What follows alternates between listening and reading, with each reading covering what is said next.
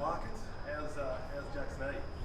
Yeah, it's fine, I think. He's pretty optimistic to a chance to play round one. Obviously, him and Bailey Fritz are in a similar position. Full faith in the high performance team, and obviously the process with these injuries is day by day. So I think he ran last week and seemed like he pulled up pretty well. And as you saw, went through the doors, he's walking pretty well. You're feeling, given it's such a long season, that you guys might take it conservatively for the season opener?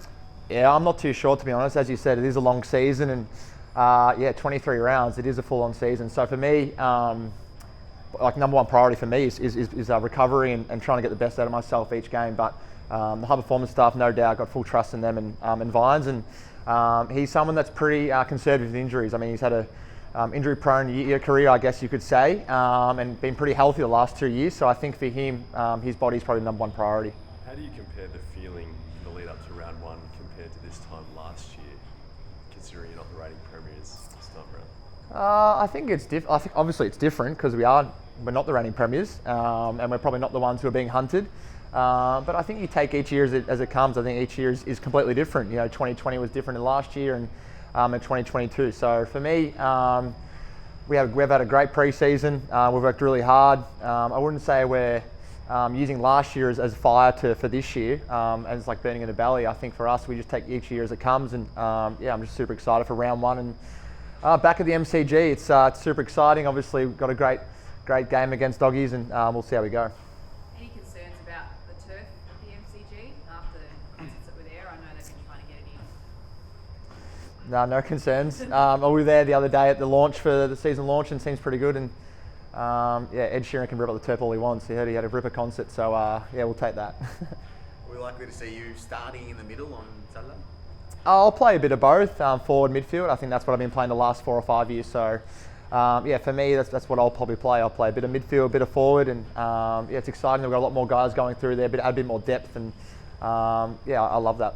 How have you found Cozzy going through the middle of it, or what do you make of this? Oh, he's been amazing. Cozzy's such a freak of nature and such a talent, and for me, we've been swapping a fair bit, and a few other guys have been swapping as well. So it's good that we're able to add guys like Cozzy and Tom Sparrow and James Harms through the middle, and Alex Neil-Bullen. So we just want to keep evolving, keep adapting, keep changing the way we play. Because myself, Clayton, and that we're not going to be playing 95% game time each week. That's just not the way it is. And you see teams like Geelong and stuff, they're putting 8 or 9 guys through there. So for us, Cozzy's such an X factor in there, and he's got so much explosion and power, and we love that about him. Is that the secret to longevity, do you think, to having a good rotation of guys for the midfield?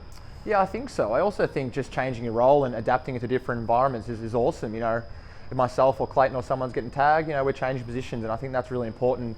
You see so many teams like Hawthorn and Richmond over the years when they've had sustained success, they've had guys go through there, and a lot of guys go through there, and I think that's really important for building not just myself playing a different position, but also the younger boys being able to play different positions and not just play a forward or a mid or a back row. So just getting back to the Saw boys, you played with the Crack League last year. I think Max has come out and said he had a bad hit. Do you guys get trusted with making your own call a bit with these injuries, and if you can get through, the docs will back you? Yeah, end of the day, it's for me, I'll be diagnosed, for example, with my injury, my leg. It depends on how I feel and what the club thinks as well, the high performance staff. It's probably 50-50, and what they see on the x-rays and the MRI scans, and how much, I guess, the feel of it throughout the week. And, for the final series, I had full faith in my body, and I played pretty well, and I felt like I handled the game well. And but it's all about the Monday to Friday. If you can feel like you can handle Monday to Friday well in the training, I feel like our training is actually harder than a game. So for us, if you can get through training, you can get through a game. That Dogs forward line with the 4 tools certainly will be imposing in their practice match against the North. Is that something, how are you going to go to work against that if they do indeed produce that lineup?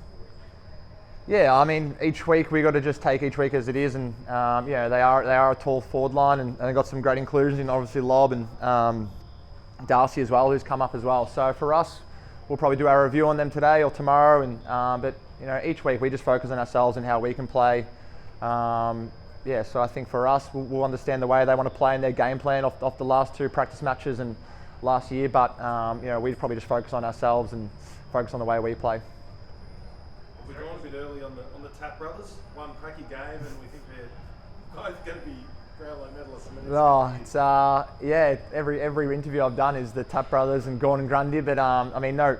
Why wouldn't you ask that question? I mean, it's such a formidable force. They're both awesome. I think the best thing about it is just the different dynamic they give us. I think Gorney obviously is that mark down the line type ruckman.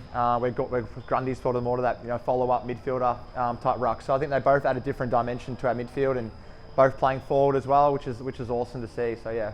Where's your game involved this pre-season, Christian? We've seen how studious you are in terms of your training regime, things like that. So what are we going to notice all the time? What are you notice? I mean, probably the same as last year. I'm not going to change the way I play. That's what I bring to the game and what I bring to the footy club is my midfield forward role and just try and add bits and pieces with my game.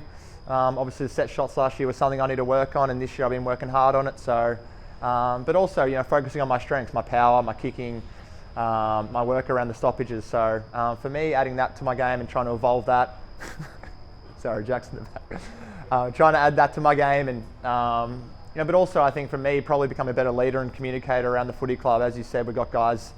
As you said before, we've got guys like Cozzy Picker coming through and Tom Sparrow and trying to get them to understand the midfield a bit better and the forward line and give them a bit more leadership tips too. So you talked about Jax and said that Bailey's progress is sort of similar at the moment. How is he going in training? Bailey? Yeah, I think he's back running the last few weeks. To be honest, the last few weeks has been a bit difficult because the rehab boys probably been isolated, a bit separated to us. So while we've been at Casey, they've sort of been on the other oval. So haven't really tracked his progression as much as Vines. So he's probably quite fresher than Bailey, but seems like he's going well, which is the main thing. And again, optimistic that he'll play round one. Clayton Oliver, is he in the best shape and going into a season that you've ever seen? Yeah, I think so. He looks really powerful and strong. And looks quicker than usual, which is awesome. I think he's been working hard on his body. But yeah, he's someone that's so diligent, the most professional guy I've ever been around, and just loves footy. And me being his teammate and one of his closest mates away from the game, it only pushes me to become better. And I love that dynamic that I have with him and many other boys like Vines in the midfield. He's a really special talent and generational talent. The likes of Taj Wowoden and Jacob Van Roy and Judd McVie got fans excited during those pre-season games. Who are you most excited about from that young bunch?